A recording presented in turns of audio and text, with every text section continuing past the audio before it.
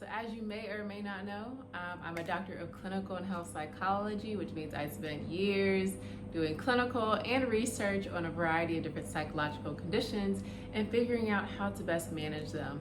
Now, me personally, I'm a very holistic person. I love to live a holistically healthy lifestyle. So on top of traditional techniques, as including like cognitive behavioral therapy and mindfulness, I also bring in lifestyle factors like getting out in the sun, getting good sleep, meditating, finding a sense of purpose, eating, being in nature, as things to support our mental health. So in today's video, I just wanted to share some tips on how I support my own mental health holistically.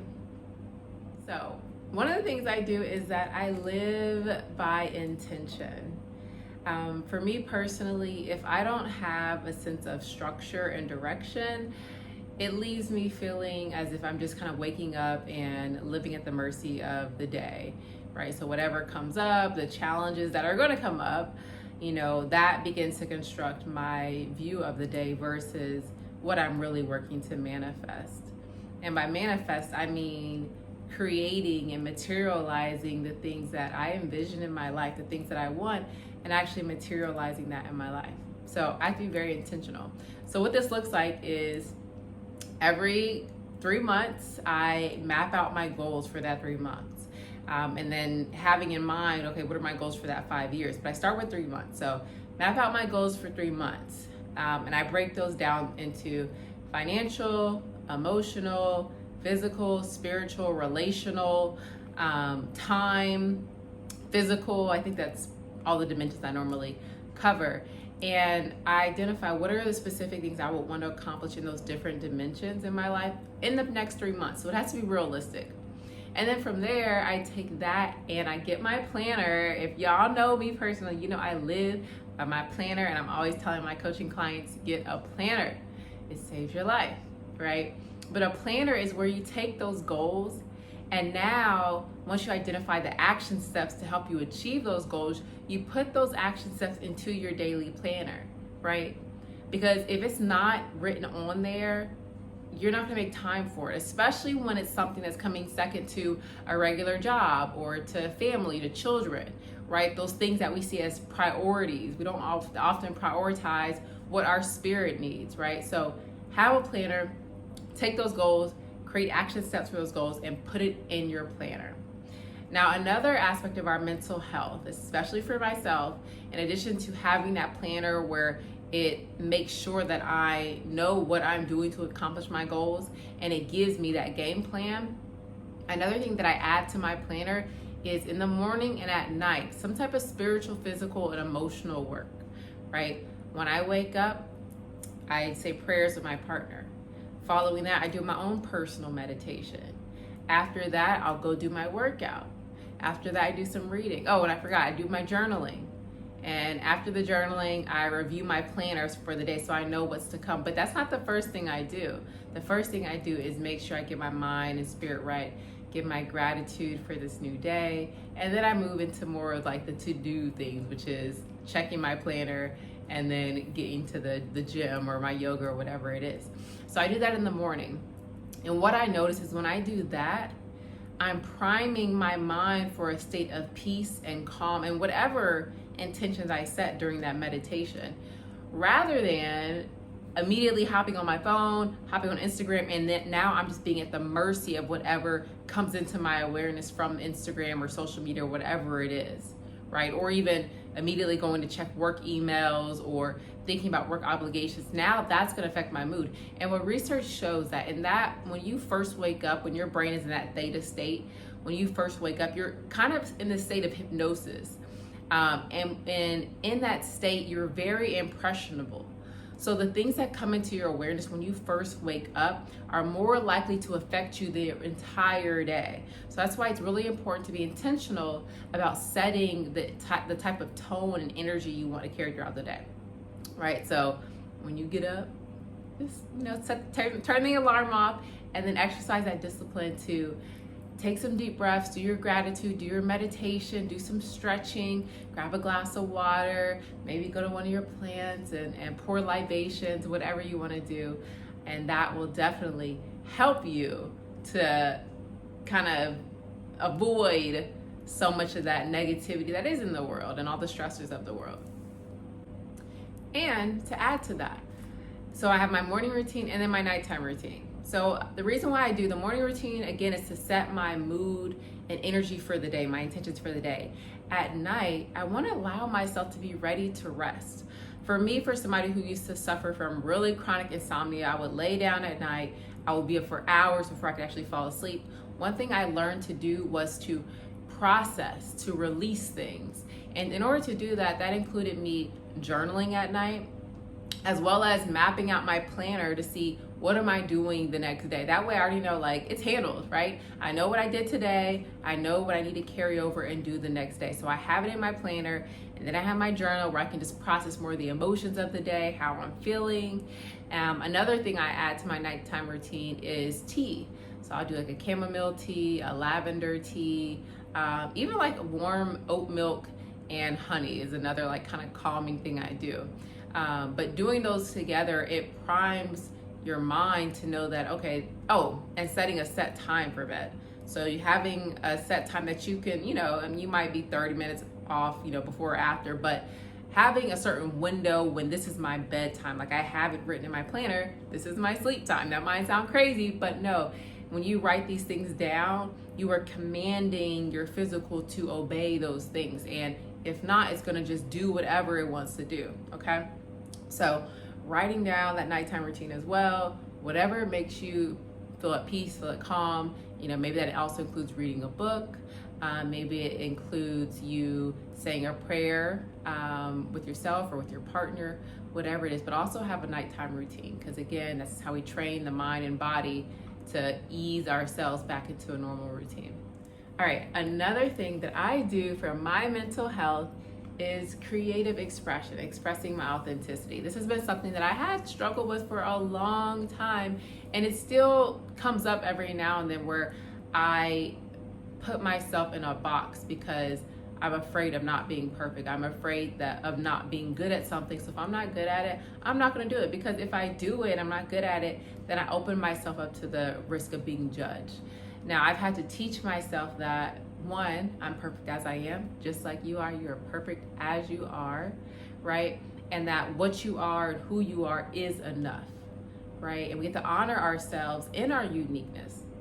So in doing so, that means expressing yourself authentically. So for me in particular, that means singing and dancing and public speaking, things that I used to be very uncomfortable with in the past, right? And I'm still working through feeling that trigger come up, feeling that kind of anxiety come up, and still proceeding forward. So finding ways to express your authenticity, whether it's artwork, like I said, singing, dancing, speaking, the way you dress, right? I used to dress very subtle because I didn't want to draw attention to myself, but finding ways to really express your authenticity.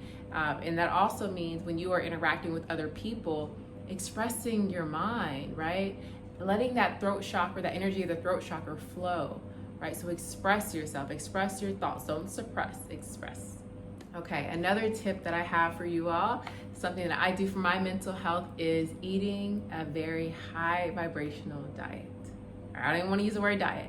Eating to live, ultimately, eating to live.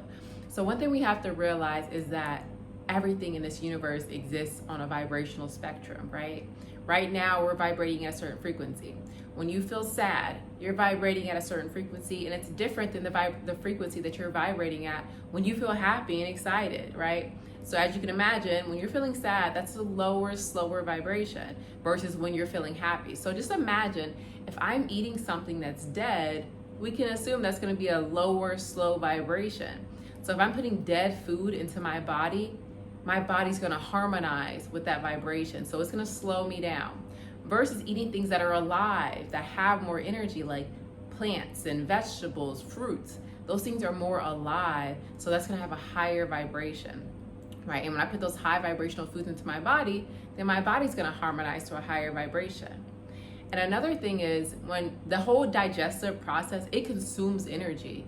So if your body is so focused on breaking down the steak and the potatoes and all this stuff, the candies and all this stuff, that's gonna suck the energy out of you, right? And you're gonna have to work much harder to maintain a high energy and a high vibration. So it's gonna be easier for you to be in that state of sick and slowness and sluggishness, right? Another aspect about our eating is that, I can't remember the percentage, but I think 90% of the serotonin, which is that hormone that makes us feel good, is created in our gut, right? So we talk about this gut-brain axis. So a lot of what's happening in your gut is affecting your mood and your behavior, right? So if you're putting in toxic foods into your gut, now your gut bacteria are all imbalanced, they're overworked, right? That's going to significantly impact your mood, right? So if you're not pooping on a regular, you're more likely going to be more frustrated, and your energy is going to be blocked because you're not flowing, right? Your things are compacted in there. So detoxing occasionally is definitely good. I do a fast every Sunday. I fast from 7 p.m. Saturday night to 7 p.m. Sunday, and I can finally eat something nice and light on Sunday, because it gives my body a chance to have a break from that constant digestion, right? And another thing about eating is sugars, right? Sugars gonna give you that burst, but then if you have that burst of energy, you're gonna have a crash, right? And sugars, we know, are toxic to our bodies, okay? So the less artificial sugars you can consume, the better. And for everybody who has a sweet tooth, I understand it. I do too. And I have a salty tooth. I love some chips and French fries, stuff like that. Eat it in moderation and find healthier alternatives. So instead of using canola oil, use avocado oil or grapeseed oil. Instead of having, ice cream, have like a mango sorbet, or make your ice cream out of frozen bananas. There are always healthier alternatives to what we eat, because what we eat matters and it affects our mental health. All right, I'm gonna give you guys one more tip in this video. I have many more, but just keep this video short. Give you one more tip for your mental health, and that is social connection, right? We are social beings. And I want you guys to notice this. I'm sure we've all kind of been through depressive episodes at one point in time in our life. And when you're in that state, what do? You withdraw. You withdraw to yourself, and you're in your head, you're ruminating and having all these regrets and shames and all this blah, blah, blah, right? That is kind of a survival mechanism to pull back. At the same time, by going inside and withdrawing ourselves from people, now we're just sitting there in our own mess, right? We're social creatures. We're supposed to interact. And the benefit of social interactions, and positive social interactions, because we know that there can be a spectrum, right? So it is better to be in isolation than being in toxic relationships. But if you do have positive relationships, then to lean into those relationships, cultivate positive relationships with people who share your values, who are driven, who are ambitious, who are focused on living a healthy lifestyle, who have the things that you want to have, who exhibit the characteristics that you want to possess. Because who you surround yourself by, again, your energy is going to harmonize to that, and that's going to become who you are. So surround yourself with positive people. I'm part of a social network called Slick, where it's professional and personal development. And through the Slick network, I have a group of people all over the nation and the world, where if I have an issue, I can go to them for that. If I need assistance with developing an event that I want to host, I have assistance with that. If I have someone who I just want to run an idea by, I have that, right? And these are people who share my values. So when I bring an idea to them, it's not like, I don't know if that can actually happen. It's more like, okay, how can we make that happen, right? And that's very encouraging, because when you have these ideas and visions come to you, that means they're already done. That means it's yours, it's meant for you, right? So surround yourself with people who believe in themselves, who love themselves, so that way they can receive and believe in you as well. And they can hold you accountable to whatever goals that you have, because it is hard. It's hard to break. It's not, okay, it is hard, okay. It's hard to break bad habits, right?